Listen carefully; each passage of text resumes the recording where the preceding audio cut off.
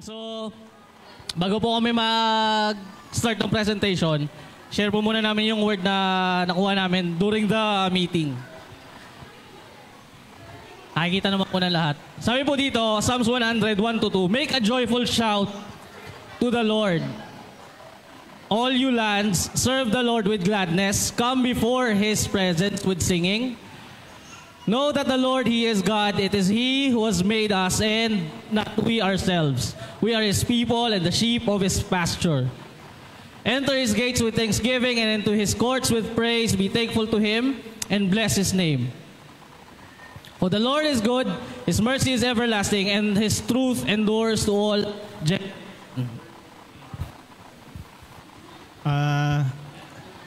Bago po tayo mag-start, inanyayahan ko po yung isa po itong tinatawag dito na worship. So, kung nandiyan kayo, pag pinag-usapan po natin yung worship sa Lord, ano po yan lahat po tayo participant. Amen po ba? So, ibig sabihin, hindi po to presentation ng mga tatay, ano po to worship sa Lord. Kaya pwede po niyo sumabay. Amen? O, lahat po tayo ay awit sa Lord. Amen? Amen. Maestro.